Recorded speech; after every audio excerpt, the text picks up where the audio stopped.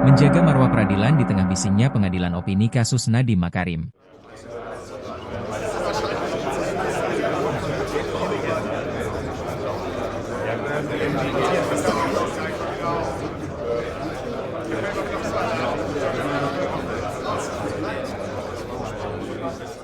Proses persidangan dugaan korupsi pengadaan laptop Chromebook yang menjerat mantan Mendikbudristek Nadiem Makarim, kini telah memasuki fase krusial. Tuntutan pidana 18 tahun penjara dan uang pengganti triliunan rupiah yang diajukan Jaksa Penuntut Umum, JPU, terhadap mantan bos Gojek itu, memicu gelombang reaksi ekstrim di ruang digital. Sangat disayangkan, menjelang proses akhir persidangan, atmosfer penegakan hukum kita justru dikepung oleh mobilisasi opini massal. Mulai dari pembelaan hukum oleh pengacara kondang Hotman Paris Hutapea yang membawa-bawa nama Presiden Prabowo, komentar tokoh nasional seperti Mahfud MD, hingga pernyataan simpati dari figur publik seperti biduan dangdut Inul Daratista dan komunitas tertentu demi membangun citra positif bagi Nadiem. Fenomena ini perlahan menggeser substansi hukum yang rasional menjadi ruang pertarungan sentimen yang tidak sehat. Dalam negara hukum yang demokratis, dukungan moral atau kritik terhadap jalannya peradilan adalah hal yang sah. Namun, publik perlu diingatkan untuk tetap menjaga batasan moral. Opini tidak boleh mengintervensi atau mendelegitimasi institusi peradilan. Tuntutan jaksa berdasarkan alat bukti. Tuntutan 18 tahun penjara yang diajukan JPU tidak lahir dari ruang hampa atau rekayasa politik instan.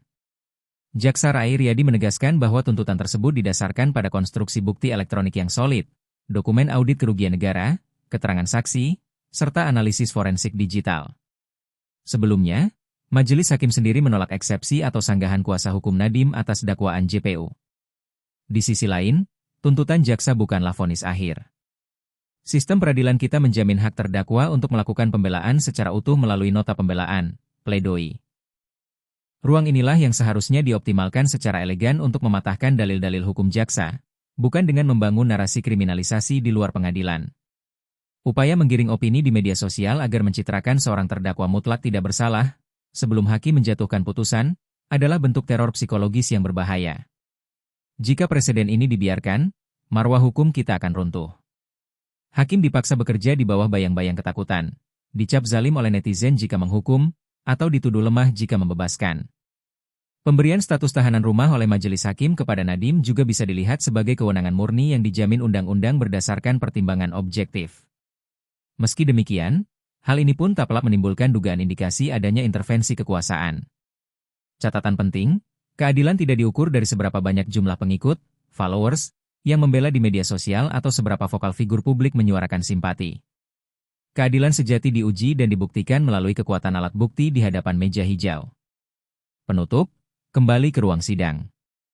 Indonesia memiliki sejarah panjang di mana kasus-kasus besar tenggelam dalam riuhnya polarisasi politik dan fanatisme figur. Diskursus hukum yang seharusnya mencerahkan seringkali berubah menjadi perang influencer dan buzzer. Sikap terbaik publik saat ini adalah memberikan ruang tenang bagi majelis hakim untuk memeriksa, menimbang, dan memutus perkara ini secara independen.